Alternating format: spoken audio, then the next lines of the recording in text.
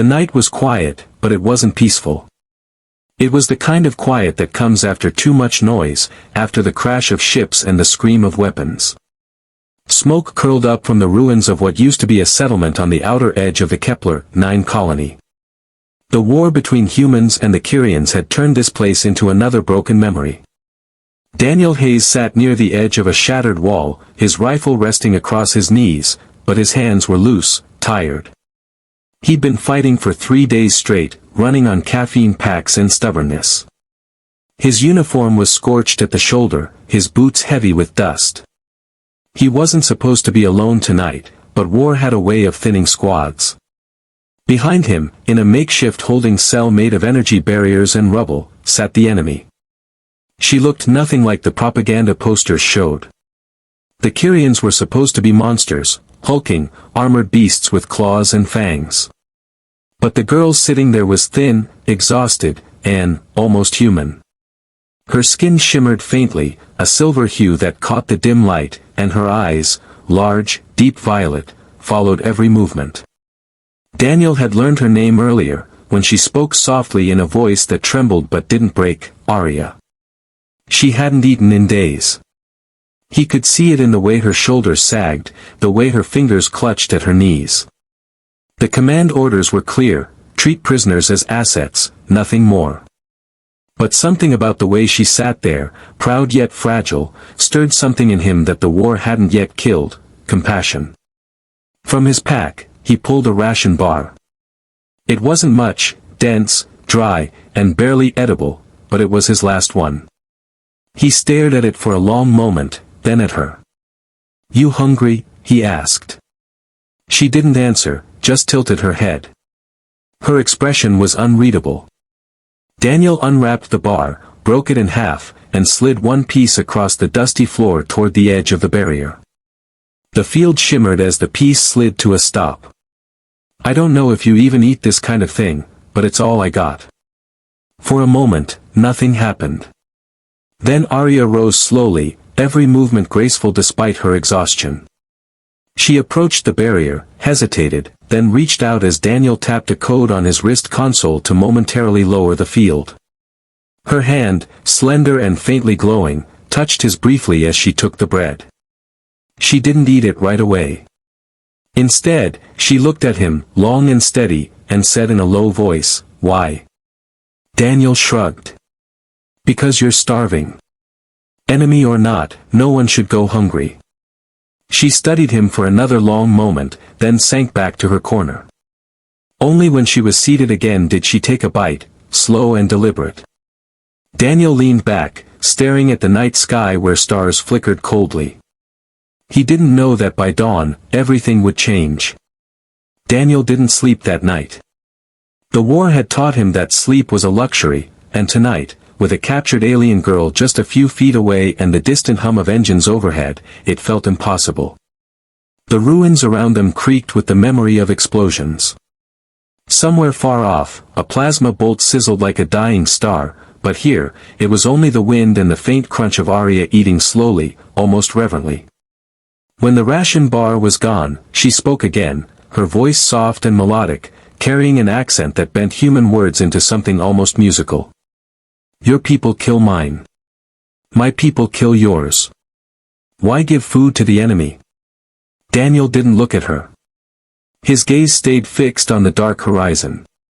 "Because enemies don't stay enemies forever. And because I don't like watching someone suffer when I can stop it." She was quiet for a moment, then said, "Your name?" "Hayes. Daniel Hayes." "Hayes," she repeated, as if testing the shape of it on her tongue. "I will remember." He almost laughed.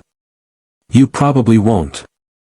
By tomorrow, someone higher up is going to take you, and I'll be another face in your war." But she didn't answer. Her violet eyes glowed faintly in the dark, and for a moment, they reminded him of something not cruel, not alien, just alive. The night stretched on. At one point, Daniel heard movement in the rubble and lifted his rifle, tense. 2 more figures emerged, his own kind. Corporal Miguel Reyes, his friend, and Specialist Clara Ward. They looked worn, their faces grimy, eyes hollow. "Hayes," Reyes whispered. "Any trouble?" "None. She's quiet." Ward shot a glance at the prisoner. "Command wants her moved by morning. Heard she's valuable." "Yeah," Daniel muttered. "She looks thrilled about it." Ward didn't laugh. Her gaze lingered on the girl before she muttered, "Valuable usually means dangerous. Don't get soft, Hayes." When they moved off to check the perimeter, Daniel noticed something strange. Arya was watching them with sharp, calculating eyes. For a captive, she didn't look afraid. She looked patient. As the first hint of dawn painted the sky with streaks of pale gold, a sound rolled across the plains, low, steady, like a drumbeat. Daniel froze. It wasn't human machinery. It was too smooth, too rhythmic. The ground trembled slightly under his boots. Arya stood, calm as if she had been expecting this moment all along. Her hands, bound behind her back, didn't seem to bother her. She looked at Daniel and said something in her own language, words like water over stones. He didn't understand, but the tone was clear, "They're coming." Reyes swore. "What the hell is that?" Ward's voice was tight. "Contacts on the scanner. Big ones. 30, no, 40 signatures. They're surrounding us." The horizon came alive with shapes, sleek figures cutting through the mist. Not the ragged guerrilla fighters Daniel had expected, but soldiers. Kyrian soldiers. Their armor shimmered like molten glass, shifting colors with the rising sun. And at their center was a figure taller, broader, cloaked in silver white. Reyes raised his rifle. "We need to call it in, now." But Daniel's focus was on Arya. She had moved closer to the barrier, standing tall despite her chains. She glanced at him once, something unspoken in her gaze. Then, without warning, she dropped to her knees. The sound stopped. The alien soldiers froze mid-step. And then, as if guided by an unseen signal, they too dropped to one knee, heads bowed. Daniel's breath caught. "What the?" Ward's voice was barely a whisper. "What's happening?" Arya didn't look at them. Her eyes were fixed on Daniel, steady, calm. "You gave food to the daughter of the Kyrian High Commander," she said softly. "Now they see you." The tall figure at the center moved closer, every step measured, as if approaching not an enemy, but someone of great weight. The alien army stayed bowed. Daniel lowered his rifle slowly, his pulse roaring in his ears. He had no idea what was about to happen, but he knew one thing: the war had just changed, and somehow, a single act of kindness had rewritten the battlefield. The alien commander approached with the kind of silence that carried weight. His armor seemed alive, shifting colors with every movement, and his presence made the air feel heavier, as if the gravity itself bent around him. Daniel felt every instinct screaming at him to keep his rifle up, to prepare for a fight, but something about the way the soldiers knelt kept his finger off the trigger. The commander stopped just a few feet away. He was taller than any human Daniel had ever seen, his features sharp but not grotesque. The same silver hue of Arya's skin shimmered across his face, but older, marked by faint lines that spoke of wisdom and battles fought long before this war. His eyes were darker than hers, nearly black, but they seemed to reflect light rather than swallow it. Arya turned toward him, still kneeling. She said something in their language, the words flowing like music. The commander didn't speak at first, he just studied Daniel, his gaze steady and unblinking. Then, finally, he lowered his head, a gesture Daniel couldn't mistake. "Respect." Reyes muttered under his breath, "What the hell is going on?" Ward's hands tightened on her weapon. "I don't like this." "Hayes, step back." But Daniel didn't move. Something told him stepping back would be the wrong choice. He glanced at Arya, who met his gaze with a small, almost imperceptible smile. Then she rose, walking past the flickering barrier as if she wasn't afraid of the weapons pointed at her. She stood beside Daniel, her hands still bound, and said softly, "This is my father." Reyes swore again. Ward's face turned pale. Arya continued, speaking now to the commander. Her words were quick, urgent, her voice steady. Daniel couldn't understand the language, but he didn't need to, the tone was clear. She was explaining, pointing briefly to the half-eaten ration bar still lying on the ground, then to Daniel. When she finished, she did something none of them expected, she bowed her head toward him. The commander's gaze never left Daniel's face. Then, slowly, deliberately, he removed the blade strapped to his side and planted it into the ground at Daniel's feet.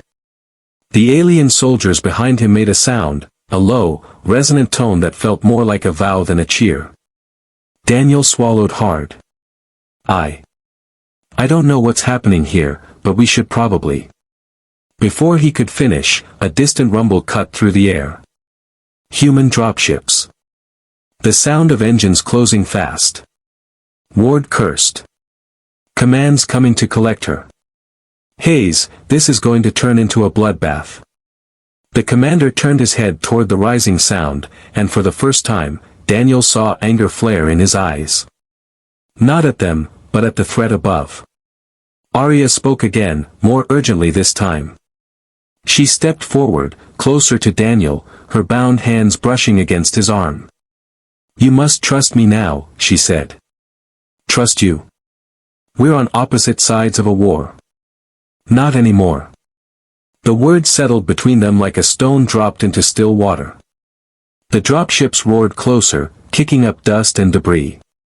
The commander lifted a hand, and instantly the Kyrian soldiers rose, their weapons snapping into formation. The energy in the air shifted, it felt like a storm waiting to break. Reyes raised his rifle.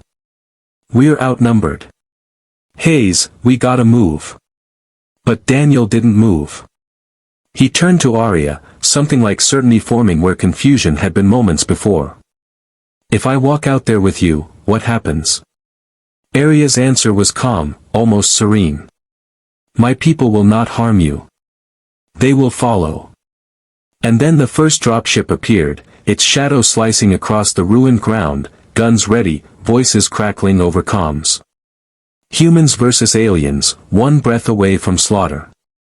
Daniel tightened his grip on his weapon, not to aim, but to steady himself. "All right," he said quietly. "Let's change this war." The dust churned as the first human dropship landed, its side doors sliding open with a hiss of hydraulics. A squad of armored soldiers spilled out, weapons drawn, scanning the area. Behind them, more ships circled, their engines whining like angry hornets. The humans were here for one reason, retrieve the prisoner and eliminate any threat.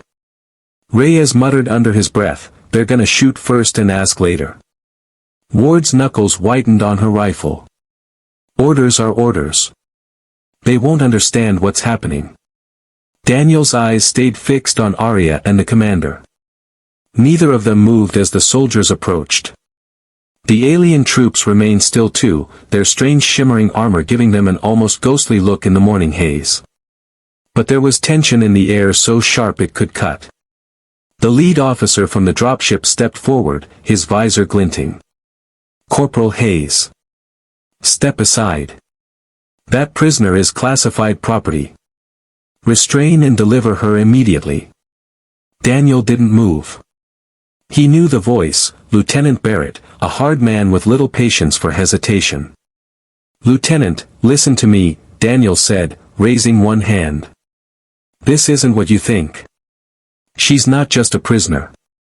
She's the daughter of their high commander. They're here for her." Barrett's tone was ice. "I don't care who she is. Our orders are clear. You had one job, hold the line until retrieval. Now move before this turns into a firefight." Daniel took a slow step forward, placing himself between Barrett and Arya. "Sir, if you fire, you're going to start something we can't finish. Look around. They could wipe us out before backup even arrives." Behind him, Arya spoke softly in her language. The commander's soldiers shifted slightly, a ripple of energy moving through their ranks like a silent wave. Barrett's patience snapped. "That's an order, Hayes. Move." And then everything stopped. Arya stepped past Daniel. She stood straight, chains glinting on her wrists, and faced the humans. The morning light caught her silver skin, turning it almost radiant. She spoke in English now, her voice calm but carrying the weight of command. "Your soldier gave me food when I was starving. He showed mercy when none was asked. Among my people, that act is sacred. We do not kneel to enemies, but to those worthy of respect." She turned and dropped to her knees before Daniel, her head bowed. The alien soldiers moved as one. A sound, low and resonant, filled the air, a chant or a hum, Daniel couldn't tell. They, too, knelt, their weapons lowered, their heads bowed. Even the commander placed his hand over his chest and inclined his head toward Daniel. The human soldiers froze, stunned. Barrett's visor turned toward Daniel. What the hell? Daniel could barely breathe. He hadn't asked for this, hadn't done anything but share a piece of bread. Yet here they were, an army bowing. Arya rose slowly, meeting Daniel's stunned gaze. "This war can end differently. Let your leaders know, a single kindness can open doors that blood cannot." The commander stepped forward then, speaking for the first time in a deep, measured voice. Though most of it was in his language, one phrase was clear enough for every human there: protector. The dropships above stayed circling, but no one fired. Barrett didn't speak again. There was nothing to say. Reyes finally broke the silence, muttering, "Hayes, you just became a legend." Daniel exhaled slowly, lowering his rifle. He didn't feel like a legend. He felt like a tired man who'd made a simple choice. But as the alien army rose, still watching him with a quiet reverence, he realized something: sometimes, the smallest act could tip the weight of an entire war. And for the first time since it all began, Daniel thought maybe, just maybe, peace wasn't impossible. When the dust settled, neither side moved for a long moment. The humans kept their weapons ready, their visors trained on the aliens. The aliens stood like statues, silent, their commander's gaze fixed only on Daniel. The weight of that silence pressed on everyone until it became almost unbearable.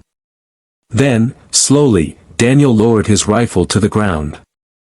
"Lieutenant Barrett," he said, voice steady but calm, "I know this doesn't make sense right now, but I need you to stand down.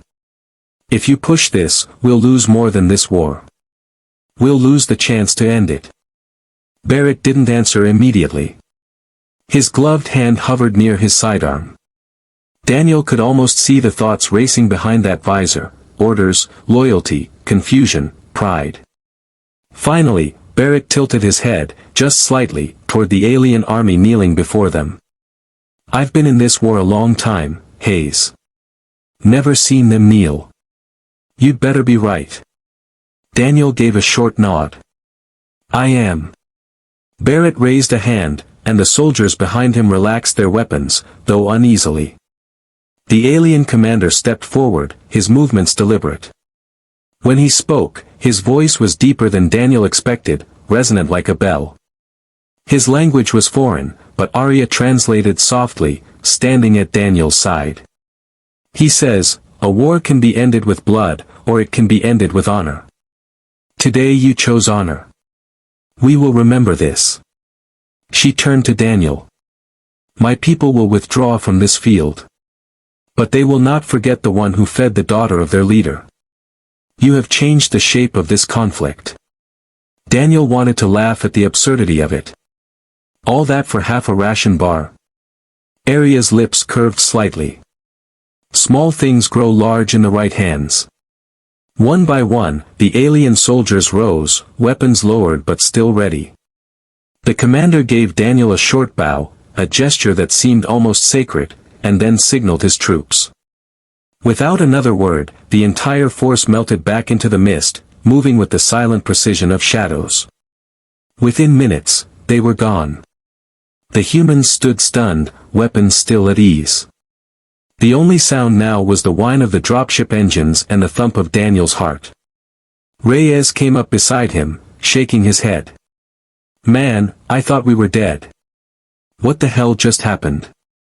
Ward holstered her weapon slowly. "He just turned a firefight into, whatever that was." Barrett finally removed his helmet, his face lined and weary. "You just put yourself on every report and every screen back at command, Hayes.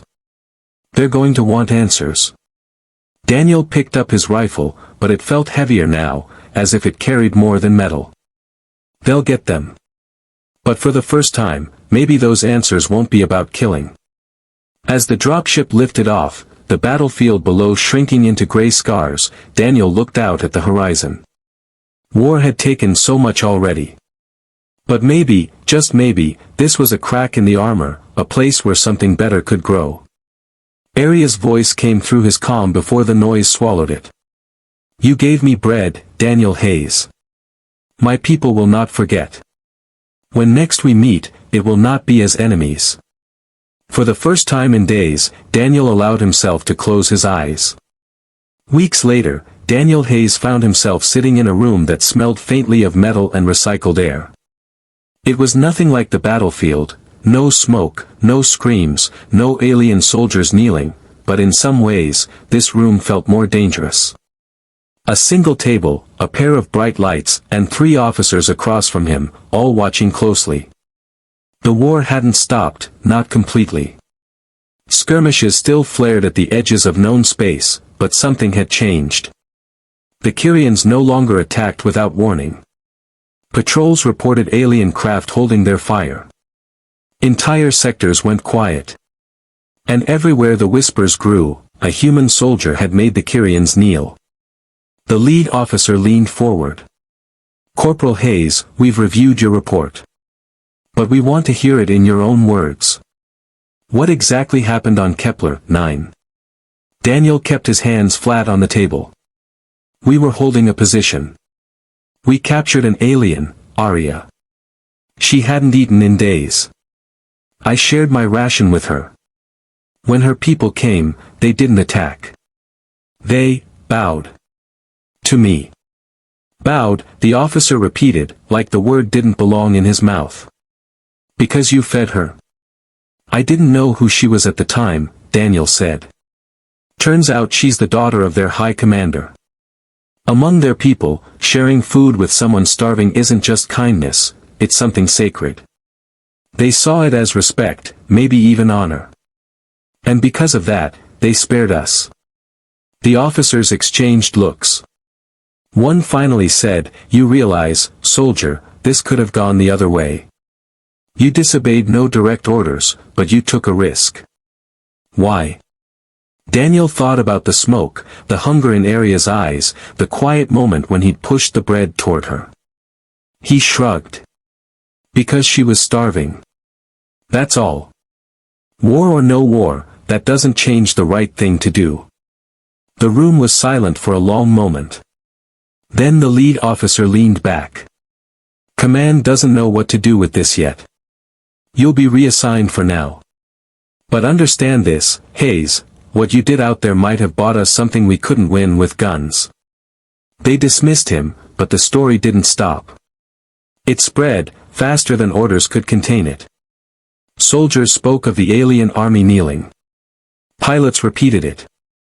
Even civilians heard it whispered through static-filled news feeds.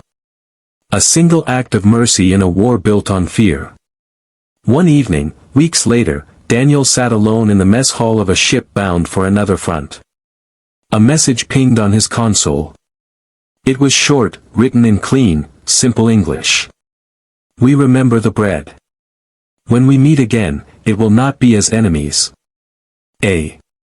Daniel smiled to himself, a tired, quiet smile. Out there, in the cold expanse of space, enemies were still waiting, battles still brewing. But somewhere, because of one simple act, there was also a thread of something else, something fragile but stronger than steel. Hope. And as the ship carried him toward another unknown, Daniel held on to that hope, believing, for the first time, that one day this war would end. Not because someone won, but because someone shared.